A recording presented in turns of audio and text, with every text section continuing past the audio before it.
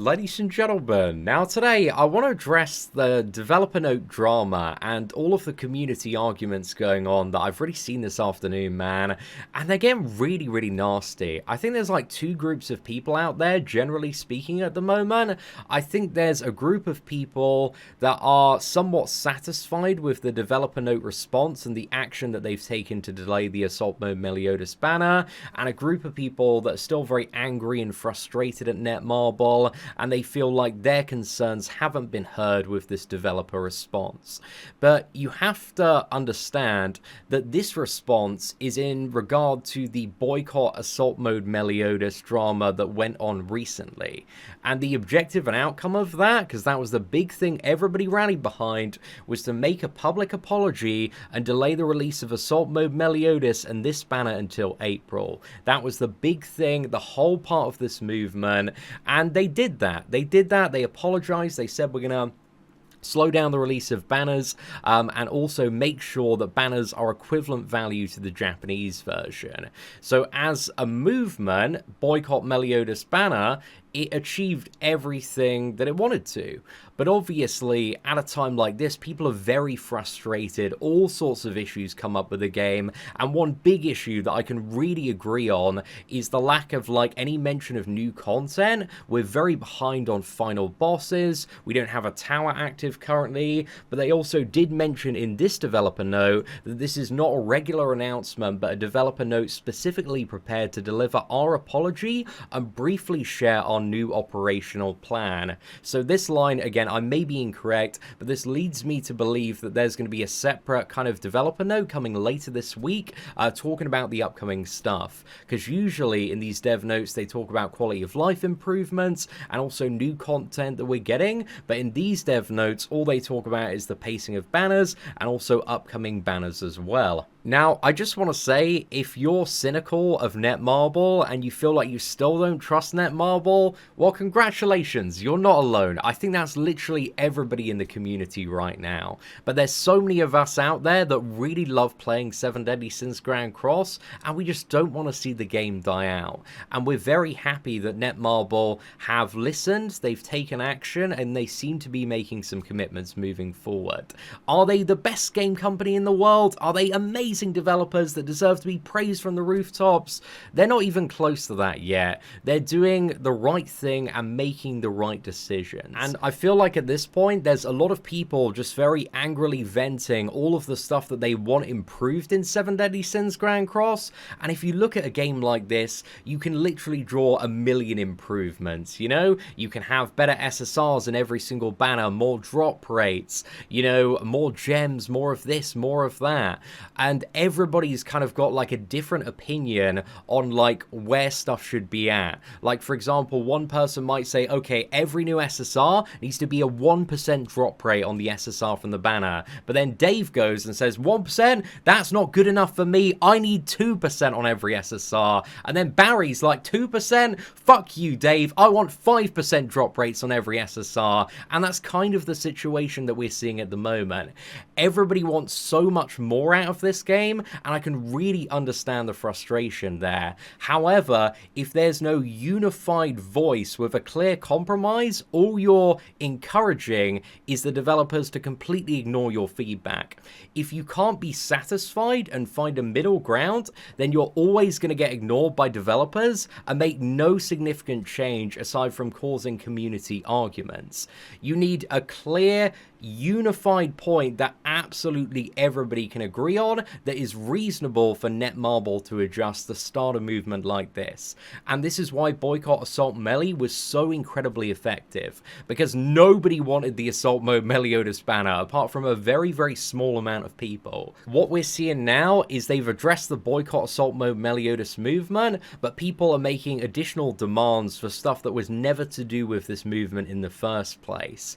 And what that's doing is giving more power to the people in Netmarble on the sales team that said, look, we should have never responded to the situation. We should have just completely ignored it. Give them an inch, they're going to take a mile. You can never make people happy. Whereas it's probably the people in the community department that were like, listen, the community's upset. We need to take action. We need to respond. So all you're doing now by coming out with like these uncoordinated requests that Netmarble like clearly aren't going to agree on is just like giving more power to the suits in the sales department. They're going to aggressively push through an agenda, and they just don't want to listen to the players at all. The sales department at Netmarble right now are like, fuck it, dude, we should just drop the Assault Mode Meliodas banner. They're gonna whine and bitch anyway. They still got their 1-star reviews. Who the fuck cares, man? So what we've done today, or what some people have done, is just give more power to those people. And those are the people in the office that you do not want to give the power to, man.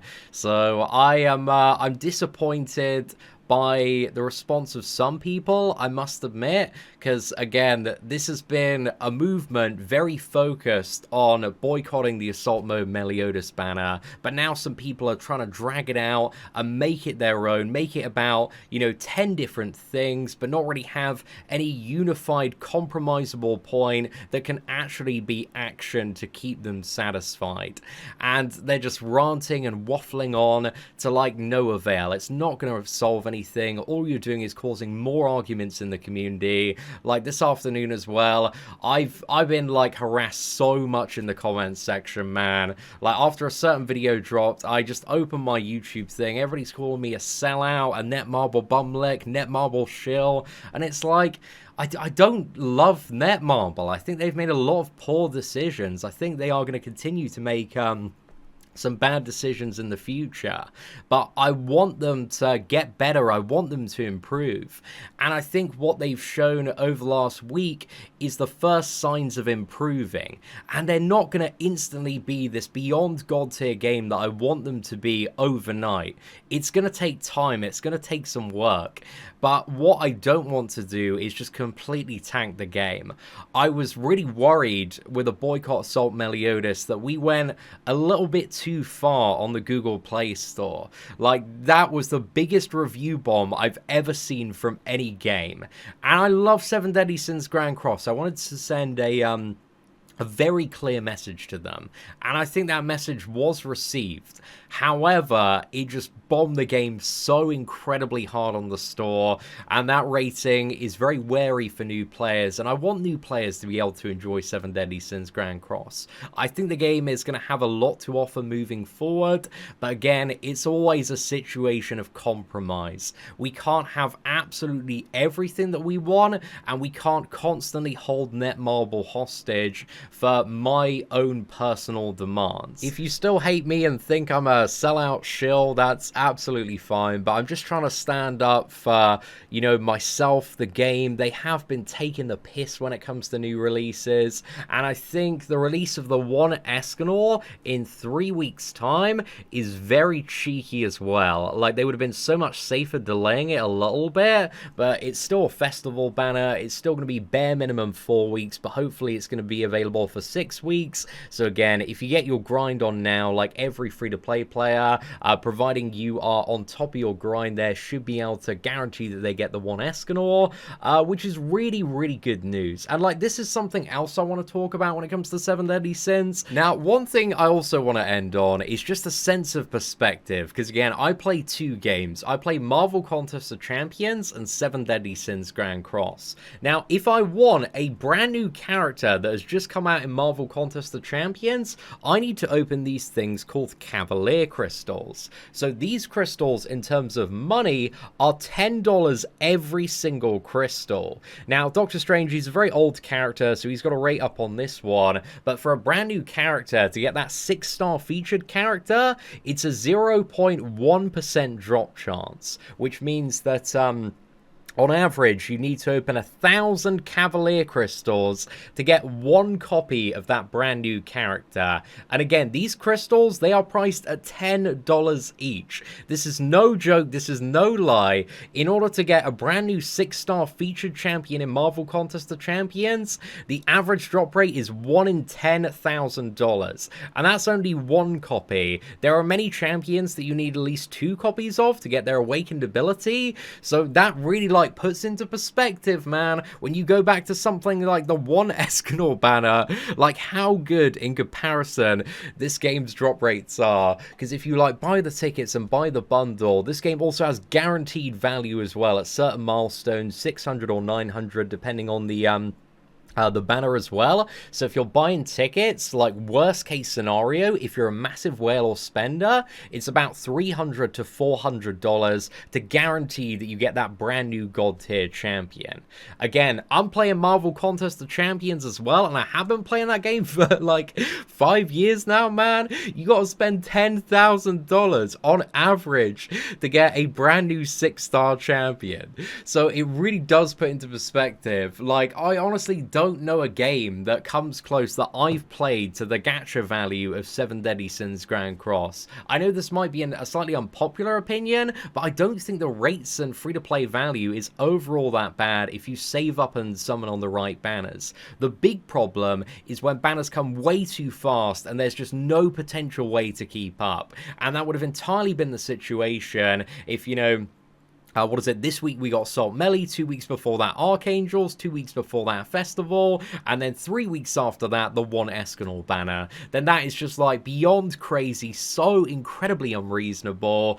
But as long as these banners are have a nice spacing between them, the gacha value in 7 Deadly Sins is really quite good. And obviously it's such a generally agreeable point that the gacha rates could always be higher, the SSR rates could always be better, but Netmarble, at the end of the day, they're a business. They want to make as much fucking money as they possibly can.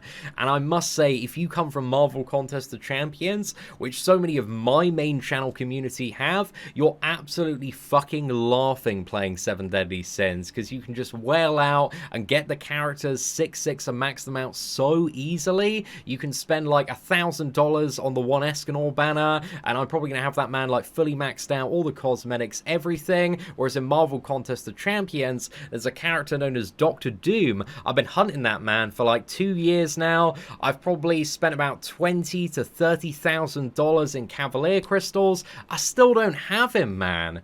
And also Genshin Impact as well. The rates were so much worse and so much less guaranteed value than 7 Deadly Sins Grand Cross. At its core, I think the gacha is fair, and I think it is generous in comparison to other mobile games, or the majority of them. When you look around, it really does offer a pretty good amount. Is it absolutely perfect? No, because you're still going to get shafted, but you're not going to get as shafted in comparison to, countless other gacha games. I would be willing to bet my fortune that this gacha, in comparison to 90% of other gacha games, is significantly more generous. But the problem is, again, banners coming too fast. And that is something that hopefully we're going to see a little bit of a chill on moving forward. We're going to have a 2-week break between every big banner. So hopefully they don't try to shove Assault Meliodas down our throats just after the one Escanor. And hopefully they've learnt their lessons to chill. But again, we're all very cynical of Netmarble at the moment. I don't think anybody is singing their praises from the rooftop, and I don't think anybody acknowledges that they're a completely imperfect company that can do no wrong. It's we've given them a chance now. This is really blown up to a colossal proportion. Do better, Netmarble. You've listened, you've taken some action, you've made commitments. Let's see if you really understand the players moving forward. So, ladies and gentlemen, hopefully you enjoyed today's video. If you did, please do smash that like button. That'd be greatly appreciated. Take care, and I hope that you have an absolutely fantastic day.